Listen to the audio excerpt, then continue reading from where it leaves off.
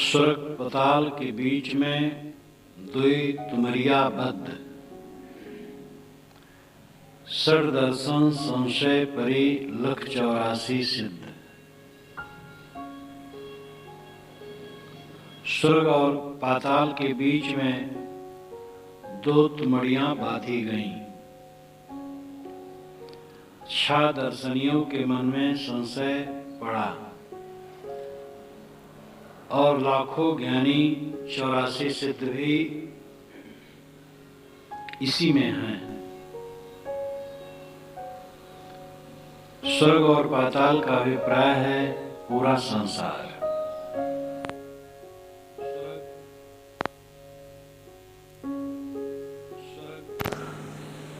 स्वर्ग पाताल के बीच में हम लोग हैं।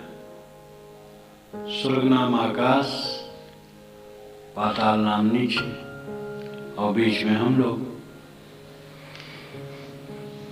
इसी को तीन लोग कहते हैं। ये लाक्षणिक है। ये सब का अर्थ होता है विश्व की समग्रता। स्वर्ग पाताल के बीच में का अर्थ है पूरे संसार में। ये पूरा विश्व द्वैत तुमरियाबद्ध, दो तुमड़ी लोग बांधते हैं। मतलब संसार में सभी जगह ये रस्म हो गया है कि दो तुमड़ी बांध करके संसार से पार हो। नालों को पार करने के लिए, छोटी नदियों को पार करने के लिए लोग दो तुमड़ियों को बांध लेते हैं। दो घड़ों को भी बांध लेते हैं। कई घड़े भी बांधे जाते हैं उल्टा करके और उसी को पकड़ करके उसी आधार में तैरते हुए चले जाते हैं। तुमड़ियां डूबती नहीं हैं और घड़े को उल्टा कर लो तो वो भी नहीं डूबता है। तो दो तुमड़ियों को बांध करके उसके सहारे तैरते तैरते छोटी छोटी नदियां और नाले, ये छोटी झील पार कर लिए। अब कोई समुद्रों से पार करना चाहे तो यह संभव है। साहब कहते हैं कि जो तुम्हारे ध्यान का आलंबन है, जो तुम्हारी साधना का सहारा है, वो दो तुमरियां हैं, स्थूल और सूक्ष्म। स्थूल किसी महापुरुष का चित्र मन में लिया, ध्यान किया, ज्योति का ध्यान किया, नाद का ध्यान किया, बिंदु का ध्यान किया, आंख की गर्मी का ध्यान किया, ज्योति जिसे कहते हैं। इसी प्रकार कोई स्थूल पदार्थ को दिमाग में लेकर के उसमें मन को ठहराया, यह स्थूल हुआ। और दूसरा सूक्ष्म, एक ईश्वर है, किसी लोक में है या हमारे चारों तरफ फैला है। इन जैसी किसी धारणा में अपने मन को ठहराया तो ये सामान्य साधना का स्वरूप हुआ। चंचल चित्त को स्थिर करने के लिए ये सब साधन मान्य है, बुरा नहीं। लेकिन ये सब भौतिक पदार्थ और मन के अंदर है। ज्योति भौतिक है, नाद भौतिक है, शब्द भौतिक है, महापुरुष का चित्र भौतिक है। जो कुछ भी स्थूल है वो सब भौतिक है। और दूसरा मानसिक है। मन से कोई आकार गढ़ा गया और उस आकार में मन को ठहराया गया, वो मानसिक है। आरंभिक साधना में इनका उपयोग है, लेकिन ये अपने लक्ष्य नहीं हो सकते हैं। ये स्थित का आधार सदा के लिए नहीं हो सकता है। स्थित का आधार तो स्वरूप है, अपने आप में लौटना। साहब कहते हैं दो तुमड़ी बांध करके लोग संसार सागर से पार जाना चाहते हैं। व्यंग है उनका। व्यंग कहने में बहुत निपुण है कवि साहब। उनकी वाणी व्यंजना में बहुत है, व्यंगों में बहुत है। तो स्वर्ग पाताल के बीच में द्वैत तुमरिया बद्ध, स्वर्ग पाताल के बीच में इसका लाक्षणिक अर्थ हुआ इस संसार में दो तुमड़ी बांध करके लोग तैरना चाहते हैं। स्थूल का आधार लेकर के मुक्ति चाहते हैं, सूक्ष्म का आधार लेकर के मुक्ति चाहते हैं। जो साधना है उसी को साध्य मान लेते हैं। जीना से चढ़ रहे हैं तो जीने को छत मान लिए। चंचल मन को स्थिर करने के लिए कोई आलम पकड़े तो आलम ही में रुक गए। खट दर्शन संशय परी। खट दर्शन का भी लाक्षणिक अर्थ है आध्यात्मिक मार्ग में जितने संप्रदाय हैं उन संप्रदायों की समग्रता। योगी, जंगम, सेवड़ा, सन्यासी, दरवेश और ब्राह्मण इस दर्शन के नाम से जाने जाते हैं। योगी जो हठ योगी, राज योगी जैसे भी योगी हैं, जंगम शिवाचारी, शैव योगी, जंगम सेवड़ा, सेवड़ा जैनी और बौद्ध इत्यादि इसमें आ जाएंगे। वाम मार्गी भी आ जाते हैं। योगी, जंगम, सेवड़ा, सन्यासी, 10 नाम इत्यादि सन्यासी, दरवेश, फकीर। फकीर में सामी परंपरा के सभी मत वाले आ जाएंगे, इस्लामी, ईसाई, यहूदी इत्यादि। योगी, जंगम, सेवड़ा, सन्यासी, दरवेश और ब्राह्मण।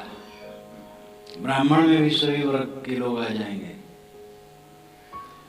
बीजक की कुंजी पंचग्रंथि है। पंचग्रंथि में सब वर्णन है। रामराज साहब ऐसे समर्थ पुरुष है जिन्होंने बीजक को खोला।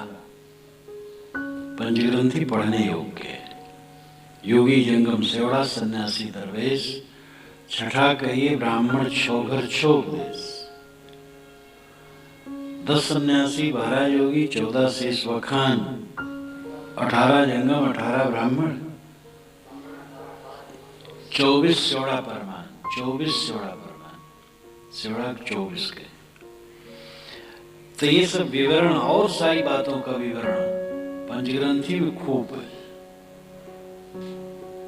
लेकिन षड दर्शन का लाक्षणिक अर्थ हो जाएगा जितने भी संप्रदाय के साधु, महात्मा, धार्मिक, पंडित ये जो कोई भी हैं उन सब की समग्रता। षड दर्शन जो पूजे ही ताका मता अगाध। गुरु को पूजे गुरमुखी, बाना पूजे साध। षड दर्शन जो पूजे ही ताकर मता आगाध। इस साखी ग्रंथ में गुरु को गुरुमुखी पूछता है और साधु बाना मात्र को पूछता है। और जो षड दर्शन को पूजे उसका मत अगाध है, यानी सबको आदर है। तो षड दर्शन संशय परी। 6 दर्शनियों के मन में संदेह पड़ा मुक्ति के लिए, कल्याण के लिए, हमारा कल्याण होगा कि नहीं होगा। लख 84 सिद्ध, लख नाम लाखों ऋषि महर्षि और 84 सिद्ध, 84 सिद्ध माने गए हैं जिनकी लिस्ट व्याख्या में दी गई है। कोई पढ़ना चाहे तो पढ़ सकता है। तो ये सब के सब दो तुमरी बांध करके संसार सागर से तैरना चाहते हैं। 2 तुमरी बांध करके तो नदी नाले, छोटी नदियां और नाले ही तैरे जा सकते, समुद्र नहीं। ऐसे स्थूल सूक्ष्म का आधार बना करके मन की स्थिरता के लिए केवल अभ्यास किया जा सकता है, किंतु वो आश्रय स्थल नहीं हो सकता है जीव का। जीव का आश्रय स्थल तो निस्वरूप है। जहां तक है बाहर धोखा है। निस्वरूप की स्थिति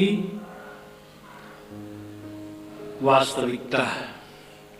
सकलो दुर्मत दूर करो, अच्छा जन्म बनाओ। काग गौन गत छाड़ के हंस गौन चले आओ। सारी दुर्बुद्धि को दूर कर दो, जन्म को अच्छा बनाओ। काक गौन गत छाड़ के, कौए का गौन चलना, गति आचरण छाड़ करके हंस गौन चले आओ, हंस के गौन में, हंस के आचरण में चले आओ।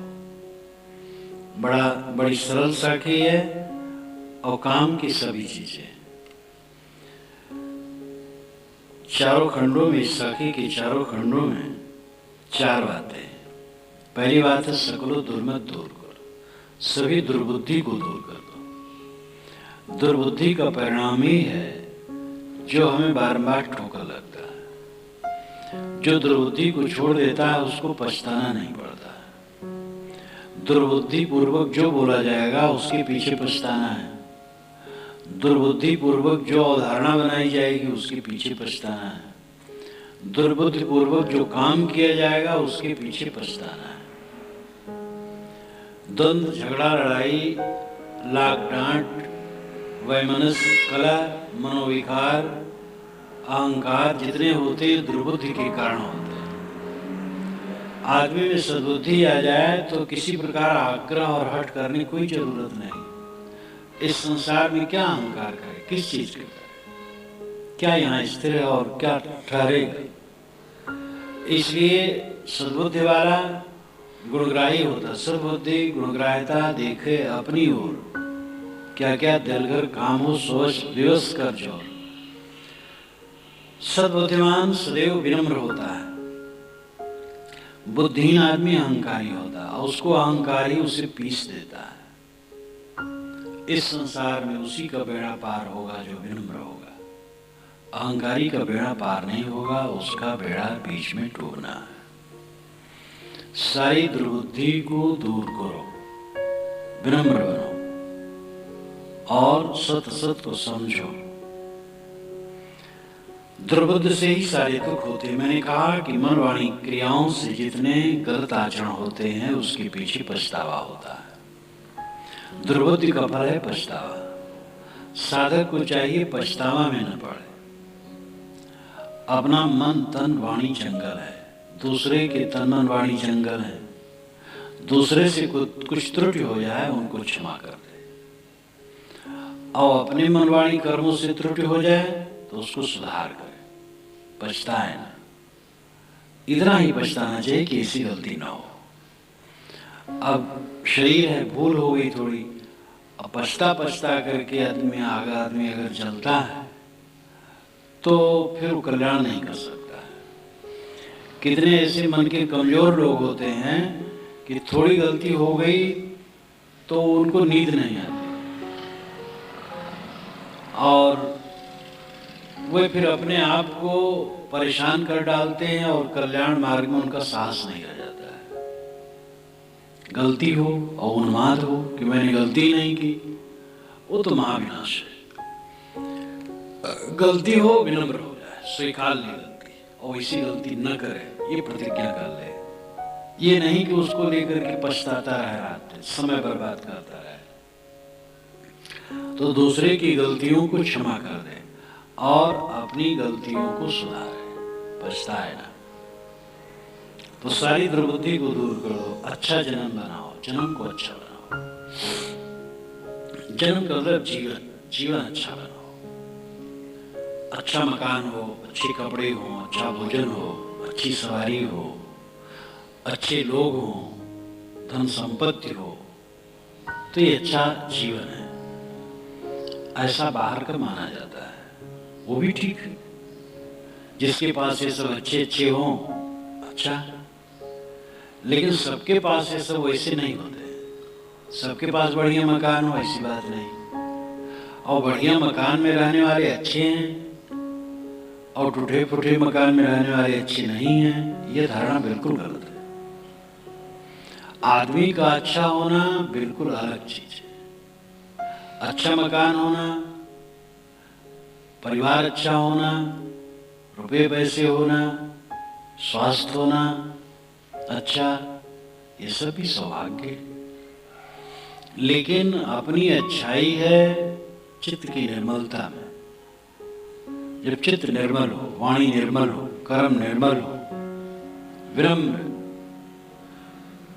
और अपनी वास्तविकता को समझे।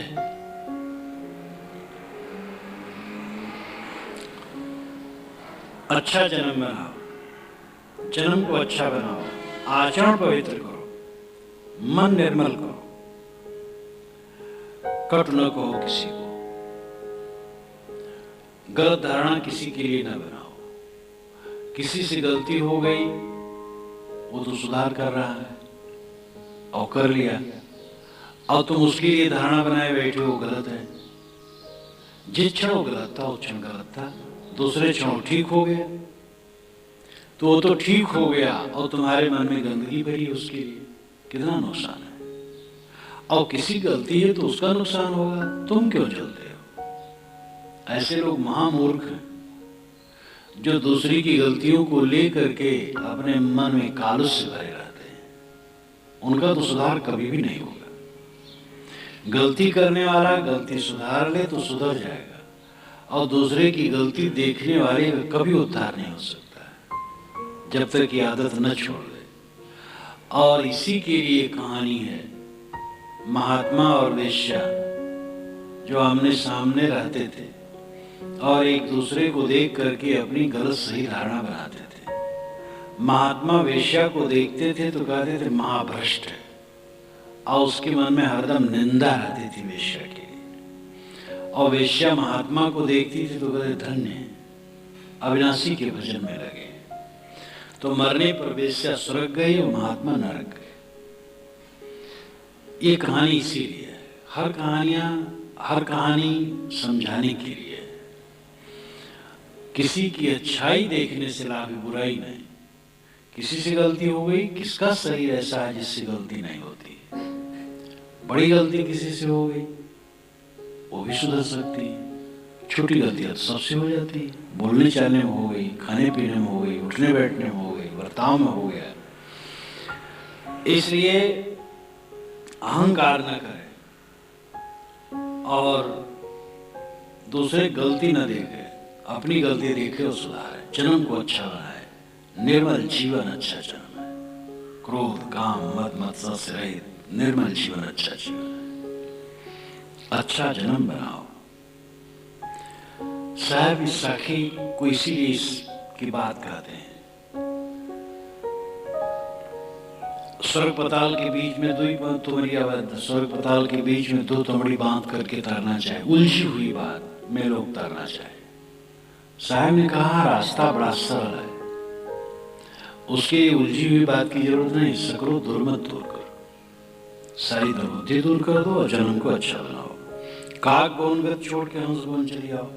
काग कौवा, गौन गमन आचरण, गत का मतलब चाल। गत कहते हैं चाल को, गमन को, पहुंच को, लक्ष्य को, ज्ञान को। गत के कई लक्षण अर्थ होते हैं। काग गौन गत छोड़ के, कौवे के आचरण की चाल छोड़कर हंस गौन चली आओ, हंस के आचरण में चले आओ। कौवा चतुर होता है और कर्कश बोलता है और संदेशशील होता है। कौवा जहां बैठेगा चारों तरफ ताकता रहेगा। मालूम होता खजाना बांधे घूम रहा है, इनके खजाना को कोई लूटने आ रहे हैं। और भी पक्षी हैं, वो इतने सशंकित नहीं रहते, तो उसके मन की कमजोरी है। इसी प्रकार कितने लोग होते हैं, वो सब समय सशंकित रहते हैं दूसरे के लिए कि दूसरा कोई हमें बुरा मानता हो। तो कौवा सशंकित रहने से उसका चित्त दूषित है और जहां बैठेगा बहुत कर्कश शब्द करेगा, आवाज भी उसकी बढ़िया नहीं, मधुरभाषी नहीं, और गंदा आचरण है। कागा का न खाए, गोस्वामी जी कहते हैं कागा क्या नहीं खाता है, हर जगह चोच मार देता है। तो उसका खाना गलत, वाणी गलत, मन गलत, संदेशशील, कर्कश बोलने वाला और गंदा आचरण, लेकिन चतुर बहुत। ऐसे कितने लोग होते हैं, बहुत बुद्धिमान अपने को मानते हैं, लेकिन रहनी बढ़िया नहीं रहती। साहब कहते इस प्रकार कोई की चाल छोड़ दो, हंस गवन चली आओ। हंस के आचरण में चलो। नीर चीर हंस निवेरता है, कहानी के अनुसार। पानी दूध मिलाओ, चोंच मारता है तो पानी दूध अलग हो जाता है, दूध ले लेता है, पानी छोड़ देता है। निर्णयी बनो, विवेकी बनो, सार लो असार छोड़ो। हंस गौन आत्मज्ञान के आचरण में चलो। अहम सह, मैं वह हूं जिसे मैं चाहता हूं। अहम सह, आ और विसर्ग काट देने पर हो जाता है हंस। हंस का अर्थ है आत्मबोध होना। हंस वह है जो जिसे आत्मबोध है। हंस वह है जो बाहर के भ्रम को छोड़ करके निस्वरूप में स्थित है। तो इस प्रकार हंस की चाल में चले आओ। साहब कहते दो तुमरी बांध करके संसार से तैरने के चक्कर में न पड़ो, और बड़े बड़े दर्शन और बड़े बड़े पाखंड के झंझट में न पड़ो। सीधी बात है, बुद्धि अच्छी बनाओ, जीवन अच्छा बनाओ, कौवे की चाल छोड़ दो, हंस की चाल में चलो, बस कल्याण है। तैसी कहे करे जो तैसी राग द्वेष निर्वारे, तामे घटे बढ़े रतियो नहीं, ये भी आप समारे। जैसा कहे वैसा करे, इतना बहुत है। सकलो दुर्मत दूर कर अच्छा जन्म बनाओ, काक गौन छोड़ कर हंस गौन चली आओ, ये बात कही गई। तो साहब कहते जैसे कहे वैसे करे। किसी भी अनाड़ी आदमी को कह दो कि भाई कुछ सुनाओ, अच्छी बात सुनाओ, अच्छी बात सुनाएगा, अपनी भाषा सुनाएगा, लेकिन वो कहेगा कि दुनिया झूठी है, कोई किसी का नहीं, और संतोष की डाली में मेवे फलते हैं। सदैव संतोषी होना चाहिए। अरे इंद्रियों का भोग क्या खुजलाहट। अच्छी बात सब जानते हैं और कहने को तो कहते हैं, हम भी अच्छी बात कहते हैं, लेकिन जैसी कहें वैसा करें। अब ये भी प्रश्न होता है कि जितना कहने में आता है उतना करने में तुरंत आता नहीं, किंतु आचरण में बरतने से धीरे धीरे आने लगता है।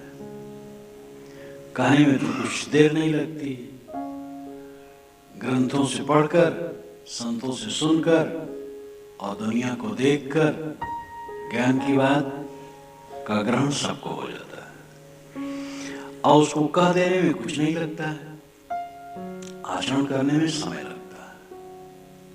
क्योंकि आचरण में खास रोड़ा है इंद्रियों की लंपटता, और इंद्रियों की लंपटता को जीतना बहुत मेहनत है और वीरता है। खाने पीने की ले लो, रोज रोज खाया जाता है और रोज रोज आदमी असावधानी कर देता है, वही वही रोज खा रहे हो, क्यों आकर्षित हो? कम खाओ। खूब भूख लगनी चाहिए भोजन में, समझ लो।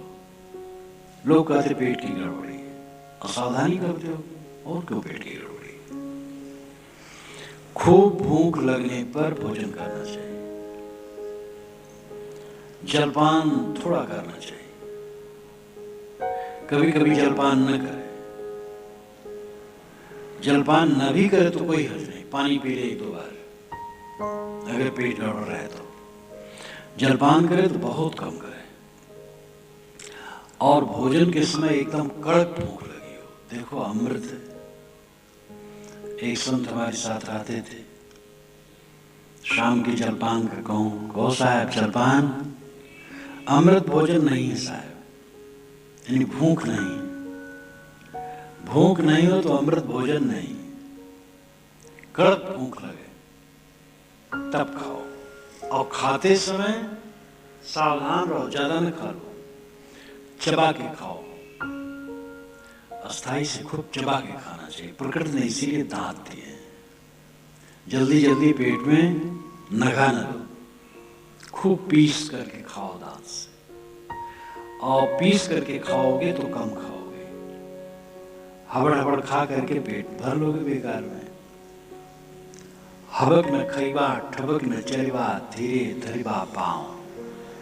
गोरखनाथ जी ने कहा है, हवक न खाइबा, हवक करके न खाओ, हवक के खाओगे ज्यादा खा जाओगे, और अगर धीरे धीरे पीस करके खाओगे तो थोड़े खाओगे। ठबक न चलवा, पैर पटक पटक के न चलो, धीरे धीरे पाओ, धीरे धीरे पैर धर करके चलो। रोज खाते हो, इतना भी जो न कर सके, अपने खाने को न संभाल सके, क्या करेगा? शाम को अगर खाना है तो दोपहर में इतना खाना चाहिए कि शाम को कड़क भूख लग जाए, और शाम को भूख नहीं लगी है तो न खाए, पानी पी ले बस। कोई खाने को संभाल ले तो देखो कैसे नहीं पेट साफ रहेगा। बस इतना ध्यान दे कि जब खाने का समय आए उस समय कड़क भूख हो, पहले इतना ही खाया रहे, और खाते समय पीस के खूब खाए, दांत से सात्विक चीज, सुपाच्य चीज खाए। कभी गरिष्ठ चीज खाने का अवसर हो तो उसको और कम खाए। ये मन लंपट ऐसी चीज को और ज्यादा खाना चाहता है, तो प्रयोग करना चाहिए अपने जीवन पर। ज्ञान कहा करके उड़ा नहीं देना चाहिए, प्रयोग करना चाहिए। खाने का प्रयोग करो, रहने का प्रयोग करो, पैसे कौड़ी का प्रयोग करो। पैसा बटोर बटोर के पैसा जो धरने की आदत रखते हैं बहुत गलत करते हैं। पैसे का उपयोग होता है, ऐसे हर चीज का प्रयोग करो अपने जीवन पर। मोह होता है, क्यों होता है? क्या रखा है? भ्रांत की सेवा क्या है इस संसार में? किसमें मोह करते हो? द्वेष हो गया, क्यों द्वेष हो गया? मोह है तो द्वेष हो गया, मोह नहीं होगा तो द्वेष नहीं होगा। जो ज्ञान की बातें हैं उसको रहने के लिए जरूरी है, कहने की बात नहीं, रहने की बात है। जैसी कहे करे जो तैसी, जैसा कहा जाता है जो अगर वैसे रहा जाए। राग द्वेष निर्वाह, और राग द्वेष का निर्वाह करे। निर्वाह का मतलब त्याग करना, निर्वाह का मतलब खोलना, अलग अलग करना, त्याग करना। चित्त में राग न रखे, राग न रखेगा तो द्वेष नहीं होगा। जो राग रखेगा वो द्वेष करेगा। द्वेष अलग कुछ है ही नहीं, राग ही द्वेष है। जिसके चित्त से राग समाप्त हो जाता है उसके चित्त में द्वेष नहीं होता है। राग द्वेष दो राक्षस मिले हैं जिनकी करनी अगम प्रवाह, विशाल देव ने कहा। विशाल वचनामृत साधकों के लिए अमृत है। विशाल वचनामृत का पाठ मन चिंतन साधकों को खूब करना चाहिए। आलेख के रूप में मोक्षास्त्र लिख दिया गया है। राग द्वेष निर्वाह है, राग द्वेष का त्याग करे। तामे घटे बढ़े रहती हो नहीं, तामे यानी इस रहनी में, रत्ती भर न घटे न बढ़े, मतलब अचल हो, अडिग। जो समझ सही ग्रहण कर ले उसमें कभी विचलित न हो। विचलित होने का कारण है प्रलोभन। वैराग की कमी सारे अनर्थों की जड़ है। योग दर्शन में इसीलिए वैराग वैराग बारंबार वैराग, वैराग की कील इतनी ठोकी है योग दर्शन में। कुल 195 सूत्र है, बारंबार वैराग की कील ठोकी है। कबीर साहब की वाणी देखो, वैराग से भरी है। वैराग ही ज्ञान का व्यावहारिक पक्ष है। ज्ञान तो क्या, कहना सुनना क्या लगता, मैं अजर अमर हूं, शरीर नाशवान है, दुनिया झूठी है, कुछ नहीं अपना, हो गया। अब वैराग जब जीवन में प्रयोग हो तब ये ज्ञान काम करेगा। तामे घटे बढ़े रति रतियों नहीं, इस रहनी में रत्ती भर न घटे न बढ़े, अडल अटल अबोल अडोल। ये विधि आप संवारे, इस प्रकार आप संवारे, अपने को संवारे, अपने को सुधारे, अपने को गड़े छीले। देखो एक अनगढ़ पत्थर को लेकर के कलाकार छीन छीन करके कितनी सुंदर मूर्ति और वस्तुएं बना लेता है। अनगढ़ कपड़े को काट करके सिल करके सुंदर सूट, अनगढ़ कच्चे माल को लेकर के सोना चांदी को गला करके सोनार कितना सुंदर आभूषण बना लेता है। ये अक्षर क्या है? अनगढ़ है, लेकिन इन अक्षरों को व्यवस्थित करके लेखक कितना सुंदर आलेख कविता बना लेता है। जो अपने जीवन को न बना पाए वो कैसा आदमी है? जो अपने जीवन को न गढ़ पाए, जो अपने जीवन को सुंदर न बना पाए वो बेकार है, मिट्टी है। और इस जीवन की यही सफलता है कि अपने आप को बना ले। धन और दुनिया की चीजों को उपयोग है, थोड़ी दूर तक है, वो साधन मात्र है। साध्य है जीवन की पवित्रता, ये भी आप संवार है। द्वारे तेरे राम जी मिलो कबीरा मोहन, तय तो सब में मिल रहा, मैं न मिलूंगा तो। सदगुरु कहते हैं, हे राम, हे कबीर, सदगुरु तुम्हारे द्वार पर आकर के पुकारते हैं। मनुष्य को साहब राम कहते हैं और अपने नाम को भी अन्य पुरुष के रूप में वे प्रयुक्त करते हैं। कई बार कबीरा, कबीर इत्यादि कहते हैं। हे कबीर, हे राम, सदगुरु तुम्हें पुकारते हैं। सदगुरु कहते हैं कि हे राम, हे कबीर, आकर के हमें मिलो, यानी अय मनुष्यों, आओ मुझसे मिलो। अब कोई कहे महाराज, गुरु महाराज आप पुकार भी रहे हैं, जरा और आ जाइए, तो साहब कहते नहीं, पुकार दिया बस हो गया। क्योंकि तय तो सब में मिल रहा, तो सब में मिल रहा है, काम में, क्रोध में, राग में, द्वेष में, इंद्रियों की लंपटता में, तो सब में मिल रहा है। इसलिए मैं न मिलूंगा तो मैं तेरे को नहीं मिलूंगा। तब पुकारे क्यों? पुकारे की जगह दे। अब जगह दिया, अब पीछे पड़ने से कोई सुधार करेगा? बता दिया कि आओ मिल लो। अब तुम्हें भी चेष्टा हो, कदम बढ़ाओ तो काम बनेगा। निरानिर गुरु पीछे पड़े रहे, कैसे काम बनेगा? गुरु ने हाँक लगा दी कि आओ भाई मिलो, कल्याण चाहते हो। अब सुनने वालों में कुछ लोगों को अगर जागृति हुई, गए गुरु से मिले, तो उनका हित होगा। अगर वो कहे नहीं, गुरु जी हमारे पीछे लगे रहे, कल्याण नहीं होगा। तय तो सब में मिल रहा, तो सब में मिल रहा है, इसलिए मैं न मिलूंगा तो मैं तेरे से नहीं मिलूंगा, तू आकर के मिल। ऊपर की पंक्ति को दूसरे ढंग से समझा जा सकता है, द्वारे तेरे राम जी। कबीर साहब कहते हैं, मनुष्य तेरे दरवाजे पर राम जी आके खड़े हैं और कहते, मिलो कबीरा मोहन, ऐ कबीर, ऐ लोगों आकर के मुझसे मिलो। राम को तो खोजता है, लोक लोकांतरों में खोजता, और राम तेरे दरवाजे पर खड़े हो पुकार रहे हैं, और तो ताला बंद किए अंदर में सो रहा है, कैसा अनाड़ी। राम तेरे दरवाजे पर खड़े और कहते, ऐ मनुष्य, ऐ कबीर, ऐ लोग, आकर के मिलो मुझसे। अब कोई कहे राम जी और आ जाइए, तो राम कहते नहीं, तय तो सब में मिल रहा, तो सब में मिल रहा है। यहां साहब जोर देते हैं, सब में न मिलो, अपनी असंगता को समझो। तुम्हारा क्या है, किससे मिले? किसमें मिलने मतलब मोह करना। आज संग, संस्कृत भाषा का शब्द संग। संग का मतलब है साथ, लेकिन संग का तात्विक अर्थ है आसक्ति। तो इसी प्रकार मिलना मतलब मेल मिलाप की जरूरत है, लेकिन यहां मिलने का मतलब मोह का।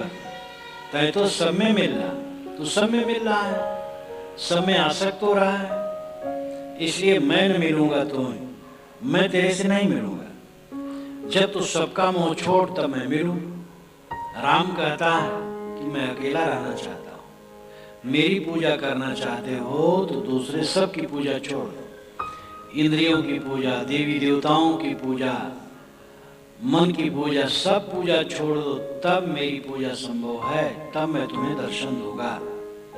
राम ऐसा हठीला है, राम ऐसा निरपेक्ष है, राम ऐसा शुद्ध बुद्ध है कि जब सबको हटा दो तब वो आसन ग्रहण करेगा। ये कहने का तरीका है। तुम्हारी आत्मा से राम अलग नहीं है, तुम्हारी आत्मा ही राम है। और जब तुम सारे विकारों को छोड़ दोगे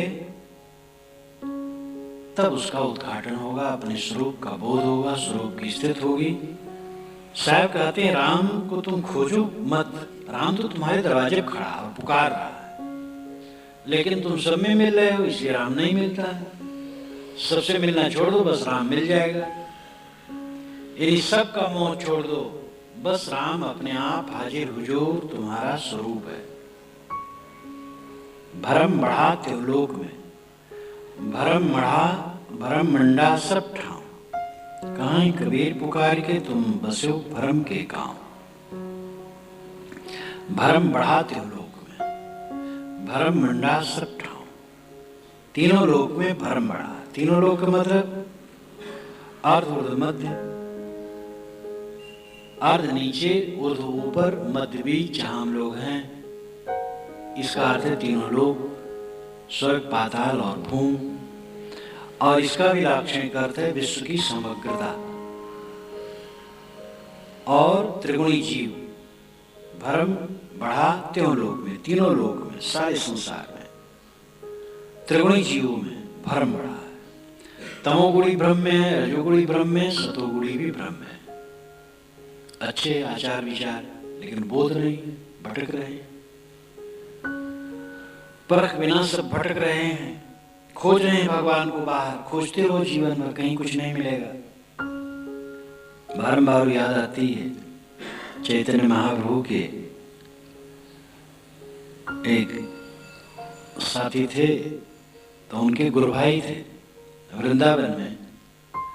वो एक बुढ़ापा तक जीवन बिता दिए, कृष्ण का जप करते, कृष्ण नहीं मिले, मरने लगे तो जमीन पर लौटने लगे, हे भगवान घर द्वार छोड़ा, सब छोड़ा और आपके वृंदावन में आकर के पड़ा रहा, मरते समय तो दर्शन दो।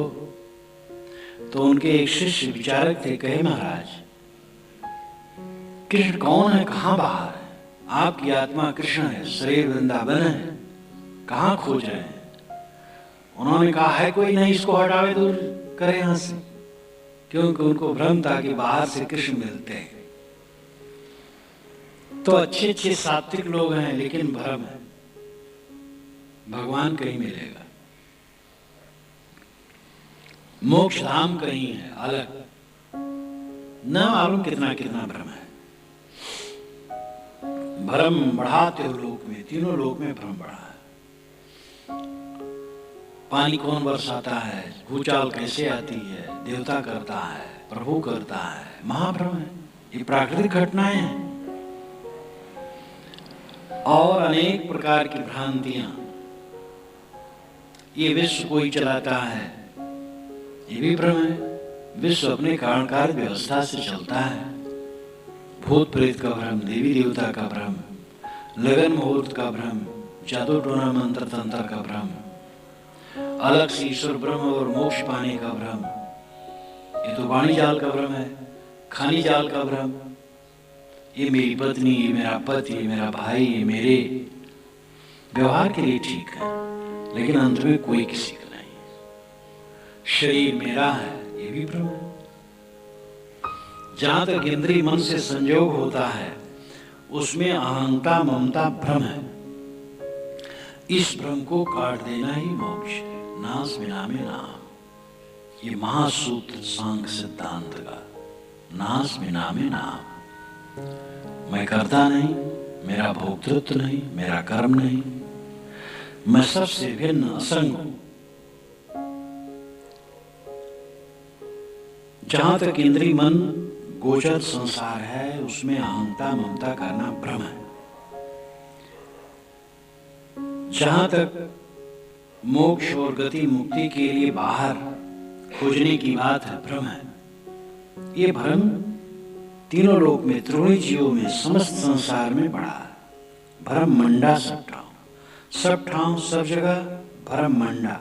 मंडा नाम सजाया हुआ, मड़ा हुआ, रखा हुआ, सब जगह भ्रम सजाया हुआ। जहां देखो भ्रम भ्रम भ्रम। जब मैं काशी में था, एक सज्जन गए तो कहे साहब जरा विश्वनाथ दर्शन करना चाहता हूँ और काशी करवट भी देखना चाहता हूँ, आप भी चलिए। वही पास में रहते था, चलो भाई। दिखाया, काशी करवट में गया। एक छोटा सा कमरा तो बंद रहता है, सिक्का लगा रहता है नीचे। जांच छोड़ करके मार डालते थे, सारी संपत्ति ले लेते थे, वो सब तो बंद है। प्रकाश जल रहा है। तो एक नवयुवक सूटेड बूटेड पढ़ा लिखा और पंडा भी, वो भी नौजवान रहे, तो उसका गला पकड़े, कह देखो यहाँ से झुकाओ, यहाँ सारी कामनाएं तुम्हारी पूरी हो जाए, यहाँ चढ़ाओ। बस वो 2 हाथ की दूर पर कहीं यहाँ कुछ ऐसे चढ़ाओ, यहाँ चढ़ाओ, सारी कामनाएं तुम्हारी पूरी हो जाएंगी। अब वो पंडित की कामना तो पूरी नहीं हुई थी, वही रह रहा है, लेकिन उसकी सारी कामनाएं पूरी करवा रहा है। मुझसे कहा महाराज आप भी कुछ चढ़ाइए। मैंने कहा भाई मैं तो साधु हूं। कहे महाराज साधु और राजा ये दो ही तो चढ़ाते हैं। कि अच्छा जानते हो। और यही बात जब बहराइच गया और वहां पर वो गाजी मियाँ की गद्दी पर गया समाधि में, तो वहां पर जब एक बूढ़ा सब दिखाया तो कहा कि ये नाली जो है इसमें कोढ़ी उंगली डाल दे तो 1 मिनट में गली हुई उंगली हो तो एक अंगुल बढ़ जाती है। बस 2-3 मिनट में पूरी उंगली बराबर हो जाती है। और आंख अगर फूटी हो, इसका पानी तुरंत दिखाई देने लगता। मैंने कहा सच बाबा? कहीं बिल्कुल सच। तब जब दिखा दिए तो कहे महाराज पूजा चढ़ाई। मैंने कहा भाई मैं तो साधु हूँ, रहूंगा तो आपको खिलाना पड़ेगा। कहे जरूर खिलाऊंगा, लेकिन तो आप रह नहीं गए। तो हमने कहा कि हम क्या चढ़ावें? तो कहे महाराज राजा और साधु यही तो चढ़ा सकते हैं। मैंने कहा काशी करवट और गाजी मियाँ की गद्दी पर, दोनों जगह वही आवाज सुनाई। तो पंडित पुजारी सब की भाषा एक है। तो एक भगत से मैंने कहा भाई कुछ दे दो, ये दिखाएं मेहनत की है, तो कुछ दे दिए। तो सब जगह भरम मंडा है, सजाया है। कहीं कबीर पुकार के तुम बसो घर भरम के गांव। साहब पुकार के कहते, चुरा के नहीं कहते, हल्ला करके कहते, ऐसे निर्भय थे। तुम बसो भरम के गांव, तुम भरम के गांव में बसे हो। फैजाबाद के एक अपने भक्त थे, अयोध्या में तो आश्रम नहीं था, तो वो जमीन खोज रहे थे, अभी भी होंगे। तो अयोध्या में कनक भवन के पास कहीं गए, एक जमीन पड़ी थी। तो एक साधु से पूछे कि हाँ ये जमीन बिकाऊ है। कहे एक आश्रम बनेगा, मंदिर बनेगा। कहे किस संप्रदाय का है? कहे कबीर पंथ का। अरे कहे उन लोगों को यहाँ लाओगे, वो तो कहेंगे सब भ्रम में पड़े हैं। वो हम सबको, सभी मंदिर वालों कहेंगे सब भ्रम में पड़े हैं, वो तो यहाँ आकर के परेशान हो जाएंगे। तो भगत आकर के हमसे कहा, तो मैंने कहा ठीक कहा, महात्मा ने ठीक कहा।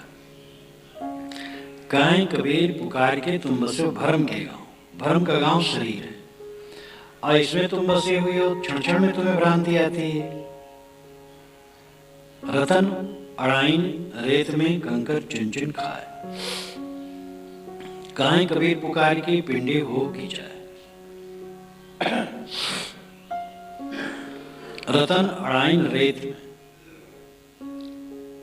एक हंस था, हंस मोती चुगता है, ये कहावत है। मानसरोवर में मोती नहीं कि चुगे, और मोती हो भी तो मोती चुग करके बचा पाएगा। कई चीजें कहावत होती, कई बातें। हंस मोती चुगता है, लेकिन वो हंस इतना बेवकूफ रतन अड़ाइन रेत में, रेत धूल में, धूल में मोती को छोड़ दिया। मुख में मोती लिए था और खा लेना चाहिए, तो खाया नहीं, वो रेत में अड़ा दिया, रेत में गिरा दिया। और कंकर चुन चुन खाए, वहां कंकर पड़े थे, उसको चुन चुन करके खाने लगा। कितनी बेवकूफी है। मुंह का मोती धूल में गिरा देना और कंकर चुन चुन के खाना, कितनी बेवकूफी। ये उदाहरण है। रतन अड़ाइन रेत में। रतन का मतलब ज्ञान, स्वरूप विवेक, ये विषयों में अड़ाइन। रतन को, ज्ञान को, विवेक ज्ञान को रेत में अड़ा दिया। रेत कहते वीर्य को।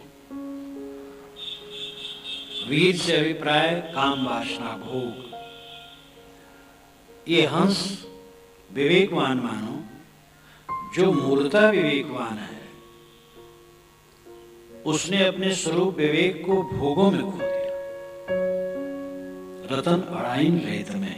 रतन विवेक ज्ञान, रेत वीर, वीर से अर्थ लाक्षणिक हुआ काम वासना भोग।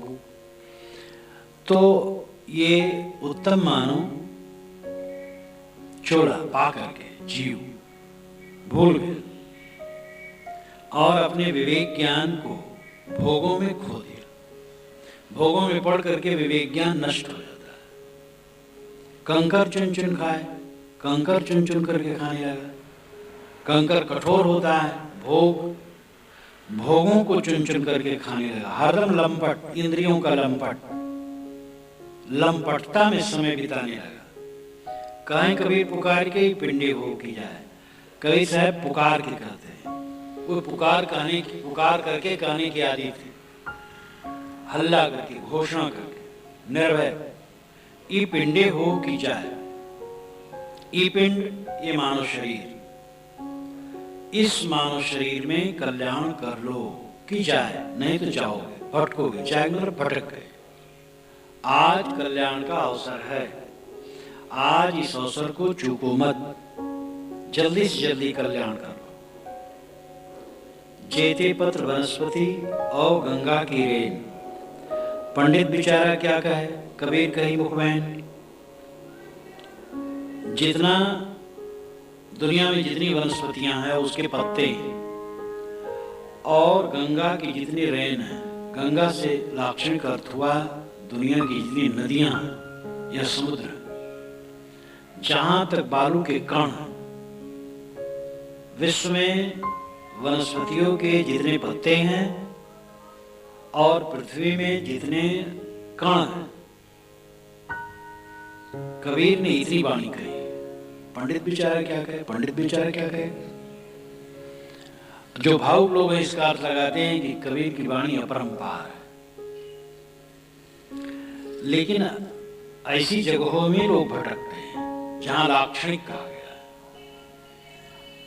कबीर साहब कहते हैं कि पंडित बेचारा खाली क्या कहा है, संसार के लोग कह करके बहुत कहा डाले। सब तो रात दिन कह रहे हैं, पंडित कह रहा, पंडित तो थोड़ा कहा, पोथी में लिख दिया। और रात दिन जो शब्दों की गूंज है, जो आदमी बोलता आया वो बोल रहा है। अब देखो ब्याह का गीत, ब्याह के गीत स्त्रियां गाती हैं और गाती चली जाती हैं। कहीं ब्याह के गीत की किताब नहीं छपी और स्त्रियां गाती हैं, बहुएं बेटियां सीखती हैं, बस पीढ़ी दर पीढ़ी वही गाना चला जाता है। गाली गाती हैं, विवाह में जो गाली गुप्ता गाती हैं, अरे इतना अटपट अटपट। जब बारात चली गई तो लड़के, जहां लड़का है दूल्हा चला गया ससुराल शादी करने के लिए, और यहाँ पर दूसरे दिन खपड़े पर चढ़ करके जो गाली, एक स्त्री खपड़े पर चढ़ जाएगी, वो बड़ी तेज होगी, कोई कायन होगी, नाउन होगी, चंचल होगी, जो खूब खुल करके गाली गुप्ता कर सके, खपड़े पर चढ़ जाएगी। अब वो जो गाली चलती है और कहीं नहीं छपा है, लेकिन वो भूलती नहीं है, एकदम बरबर माटी छूने जाएंगे, तोर माटी मोर माटी एक में मिलाओ रे, और पता नहीं कहाँ कहाँ गाओ रहा। तो इस प्रकार ये गीत कोई पोथी नहीं बनी, लेकिन गाते चले जाते हैं। तो साहब कहते एक बेचारा पंडित ही नहीं कहा, पंडित ही का दोष नहीं है, सारा संसार तो कहा करके उल्टा पलटा शब्द में उलझा है। पंडित बेचारा क्या कहे, साहब ने बेचारा शब्द रखा। बेचारा अपभ्रंश है, बेचारा, चारा नाम सुवस्था और बे उपसर्ग है, जिसको सुवस्था न हो, बेचारा दीन। ये बेचारा पंडित क्या कहेगा, कितना का। कबीर कहीं मुखबैन कबीर साहब कहते हैं कि आम जनता ने अपने मुख से इतनी वाणियां कह डाली हैं कि उसमें सब उलझे। तो पंडित की वाणी से, अपनी वाणी से, वाणियों में आदमी उलझा है। इसलिए वाणियों पर विवेक करना बहुत जरूरी है। हाँ जाना कुलहंस हो, ताते कीना संग, जो जानत बावरा छुए न देते होंगे। हाँ नाम में साहब कहते मैं जानता हूं, ऐसा हूं, मैं जानता हूं। कुलहंस हो, तुम हंस बोल के हो, विवेकी हो। तुम जो यहां आए हो बिना हंसत्व के कैसे आए हो? और मानव मूलतः हंस है, विवेकी है। इसलिए मैं हाँ जाना कुलहंस हो, मैं जानता हूं कि तुम हंस कुल के हो, मानव कुल के हो। मानव हंस कुल का है, मानव उत्तम जाति है, मानव की एक जाति है, उत्तम जाति है।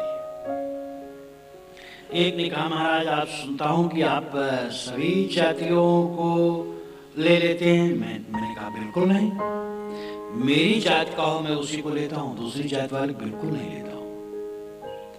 मेरे भंडार के भोजनालय के सामने दूसरी जात का प्राणी खड़ा भी नहीं हो सकता है। जो मेरी जात का होगा वही उसमें जा सकता है। वो बड़े चक्कर में पड़ गए कि मैं तो इसकी विपरीत सुना हूं। मैंने कहा बिल्कुल गलत है, मेरी जात का जो होगा वही मेरे भंडार घर में जा सकता है। मैंने कहा मेरी जात है मनुष्य, मनुष्य से जा सकता दूसरा नहीं। तो बड़ी हंसी हुई। मैं जानता हूं कि तुम हंस कुल के हो, क्योंकि मनुष्य कुल के हो। ताते की ना संग, इसलिए तुम्हें संग में ले लिया। जो जानत बगबावरा, तुम्हें पागल बगुला जानता कि तुम अविवेकी हो, मनुष्य नहीं हो। छुए न देते हो अंग, तो अंग भी न छूने देता, पास में न बैठने देता। इसलिए मैं जानता हूं कि तुम मनुष्य हो, इसलिए साथ में लिया और मनुष्य बनो। ये एक प्रकार का उलाहना भी है। लगता है धोखा तो सबको मिलता है, क्या साहब धोखा नहीं खाए होंगे? इतनी लंबी जिंदगी रही, न मालूम कैसे कैसे लोग मिले होंगे। कोई मिला होगा, साधक बन करके आया होगा बड़ा बढ़िया, और पीछे परेशान किया होगा। तो साहब ने कहा हाँ जाना कुलहंस हो। मैं तो जानता था यार कि तुम हंस कुल के हो, साधक हो, विवेकी हो। ताते की ना संग, इसलिए तुमको साथ में ले लिया। जो जानत बगबावरा, अगर पागल बगुला जानता कि वेश तो सफेद है लेकिन अंदर ठीक नहीं है। बगुला कैसा होता है? एकदम साफ, हंस से भी साफ होता है। कहा जाता है कि हंस का जो रंग होता है बगुला से थोड़ा सा मटमैला होता है, बगुला तो एकदम साफ। इसीलिए बगुल पंख कहते हैं, सफेद कपड़े को बगुल पंख हो गया। एक लेखक ने लिखा है कि पारखी लोग बगुल पंख कपड़ा पहनते हैं, व्यंग में उन्होंने लिखा। और व्यंग वो सफेद वो भी पहनते हैं, लेकिन उन्होंने दूसरे कह दिया। तो बगुला बहुत सफेद और तालाब के किनारे बैठता है तो ध्यान में जैसे बैठता है। कभी कभी एक पैर उठा लेता है, एक पैर के बल पर, और आंखें भी आधी बंद कर लेता है, एकदम योगीराज। लेकिन वो ये सब मछली पकड़ने के लिए करता है। सुविधा, आंखें बंद कर लेता है, देखा मछली को, एक पैर उठा लिया और तपस्वी महाराज की स्थिति हो गई। एक पैर से उठा था क्योंकि लपकने में सरलता हो, और पकड़ लिया। तो साहब कहते इस प्रकार पागल बगुला समझता तुम्हें कि शुद्ध वेश में बगुला हो तो छुए न देते अंग, पास में बैठने भी न देता। छुए न देते अंग का लाक्षण करते, पास में बैठने न देता। इसलिए विवेकी बनो, अविवेकी मत बनो। गुड़िया तो गुड़ ही का है, निर्गुड़िया गुणे खिना है। बैले दीजिए जाए पर क्या पूछे क्या खाए। जो गुड़ी लोग हैं, गुणी लोग गुण ही का वर्णन करते हैं। निर्गुणिया गुणे घृणा है। जो निर्गुणी लोग हैं वह सद्गुणों से घृणा करते हैं।